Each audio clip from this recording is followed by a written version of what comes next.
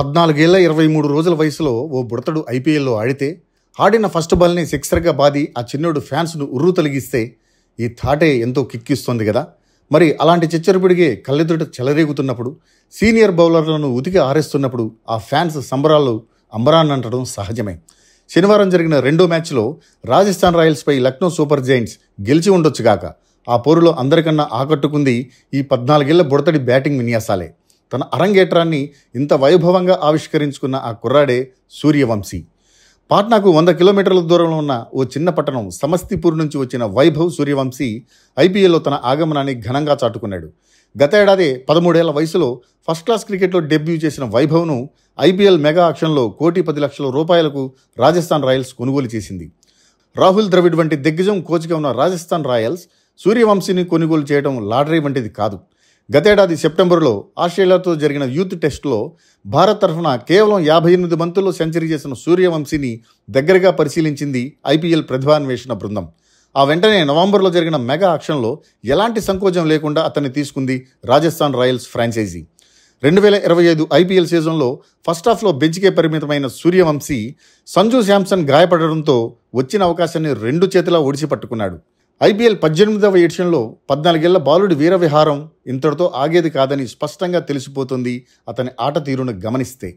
ఓపెనర్గా యశస్వి జైస్వాల్తో మైదానంలోకి వచ్చిన ఈ యంగెస్ట్ ఐపీఎల్ ప్లేయర్ ఎదుర్కొన్న తొలిబంతిని సిక్సర్గా మలిచాడు. అంతర్జాతీయ అనుభవం ఉన్న శార్దుల్ ఠాకూర్ వేసిన లెంత్ డెలివరీని స్పేస్ తీసుకుంటూ ఎక్స్ట్రా కవర్స్ మీదుగా బంతిని స్టాండ్స్లోకి పంపడంతో ఒక్కసారిగా స్టేడియం నివ్వెరపోయింది. మరుక్షణం కరతాళ ధ్వనులతో దద్దరిల్లిపోయింది తొలిబంతిని ఎదుర్కొన్న సందర్భంలోని అతని తెగువకు, షాట్ మేకింగ్ సామర్థ్యానికి. తర్వాతి ఓవర్లో అవేష్ ఖాన్కు మరో మ్యాక్సిమంతో వెల్కమ్ పలికి షాక్ ఇచ్చాడు వైభవ్. దిగ్వేష్ రాఠీకి కూడా నోట్బుక్ సెలబ్రేషన్స్కి ఛాన్స్ లేకుండా సిక్సర్ రుచి చూపించాడు. బంతులు వేయడంలో అమోఘమైన నియంత్రణ చూపే googly specialist Ravi Bishnoi, international allrounder Markram బంతులను సైతం బౌండరీ దాటించాడు చిచ్చరపిడుగు. అతని బ్యాటింగ్లో భయం లేదు, టెక్నిక్ ఉంది, కన్ఫ్యూజన్ లేదు, దూకుడు ఉంది. అందుకే కామెంటేటర్లు సైతం అతన్ని ఎవరితో పోల్చాలా అన్న మీమాంసలో పడిపోయారు. కొందరు అభినవ జయసూర్య అన్నారు, మరికొందరు మరో ఎండ్లో కనిపిస్తున్న యశస్వి జైస్వాల్ సోదరుడని కొనియాడారు. రాజస్థాన్ రాయల్స్కి కుడి ఎడమల ఓపెనింగ్ కాంబినేషన్ అయిపోయిందంటూ చెలోక్తులు విసిరారు. వైభవ్ 20 బంతుల్లోనే 34 పరుగులు చేశాడు. అందులో 26 పరుగులు పూర్తిగా బౌండరీల ద్వారా వచ్చినవే. తొలి వికెట్కు 84 పరుగులు జోడించిన క్రమంలో సూర్యవంశీ అనుభవరాహిత్యాన్ని వినియోగించుకుంటూ లక్నో కెప్టెన్ రిషబ్ పంత్ స్టంపింగ్ చేసి ఆ వైభవాన్ని 8.4 ఓవర్లకే పరిమితం చేశాడు.